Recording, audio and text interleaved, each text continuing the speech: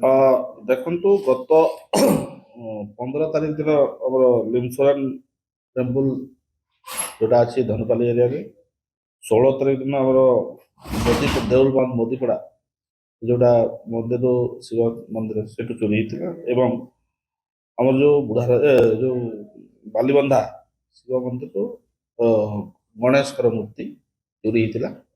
ସେଥିରେ ଆମର 3ଟା କେସ୍ ହେଇଥିଲା।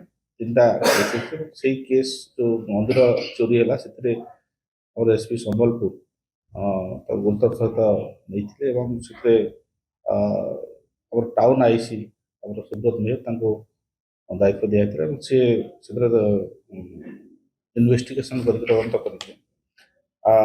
ଯୋଉ ଏକ୍ୟୁଜ ଯିଏ ଅଛି ମୋନୁ ଏଲ୍ଏସ୍ ରଜନୀକାନ୍ତ ଭୈସାଲ, ତାର ଗାଁ ହଉଛି ଚିନୁପଡ଼ା ଲେଫ୍ରିପଡ଼ା ପିଏସ୍ ସୁନ୍ଦରଗଡ଼। ସେ ଯୋଉ ଯାହା ଯାହା ଚୋରି କରିଥିଲା ଯୋଉଟା ବାଲିବନ୍ଧା ମନ୍ଦିରରୁ ଗଣେଶ ମୂର୍ତ୍ତି, ଲିମସରାନ ଟେମ୍ପଲରୁ 3ଟା ଘଣ୍ଟି ଏବଂ ଆମର ଦେଉଲବନ୍ଧ ମନ୍ଦିରରୁ 2ଟା ଯୋଉ ଘଣ୍ଟି ସେଗୁଡ଼ା ସବୁ ସିଜର କରାହେଇଛି। ଏକ୍ୟୁଜ ଆରେଷ୍ଟ ହେଇଛି ଏବଂ ବର୍ତ୍ତମାନ ତଦନ୍ତ ଚାଲିଛି ଏବଂ ସେଇ ଯୋଉ ଏକ୍ୟୁଜଟା ଆଗରୁ ମଧ୍ୟ ଶାସନ ଥାନା ଉପରେ ସେଇ ମନ୍ଦିର ଚୋରି କେସରେ ଫରୱାର୍ଡ ହେଇଥିଲା। ତାର ଏମ ହଉଛି ସେ ମନ୍ଦିରରୁ ଘଣ୍ଟି ମୂର୍ତ୍ତି ଚୋରି କରିବାଟା। ତ ତାକୁ ସକ୍ସେସଫୁଲି ଆମର ଟାଉନ ଆଇସିଙ୍କ ନେତୃତ୍ୱରେ ଟିମ୍ ତାକୁ ନାୟକ ଧରିଛନ୍ତି ଏବଂ ସିଜର ସବୁ ଆର୍ଟିକଲ ସିଜର ହେଇଛି ଇଣ୍ଟାକ୍ଟ ଆଉ ଫରୱାର୍ଡ।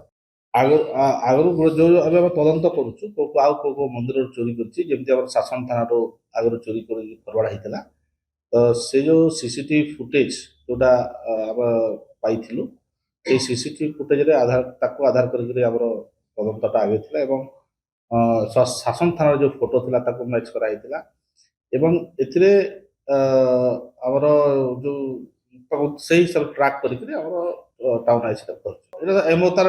ତାର ମର୍ଡର ଅପରାଧି ଅଛି, ବିଭିନ୍ନ ରକମର ବିଭିନ୍ନ ଇଏ ଥାଏ। ତ ଏଇ ଯୋଉ ଚୋରି କରୁଛି ସେ ମନ୍ଦିରରୁ ନା ବ୍ୟାପାର ତ ବିକ୍ରି କରିନଥିଲା। ତ ସେଟା ତାକୁ ବିକ୍ରି କରିବା ପୂର୍ବରୁ ହିଁ ଆମର ସେଟା ବର୍ତ୍ତମାନ ତଦନ୍ତ ଚାଲିଛି। ଆମେ ଦେଖୁଛୁ ସେଟା ନିଶ୍ଚିତ ଭାବରେ ଜଣାପଡ଼ିବ।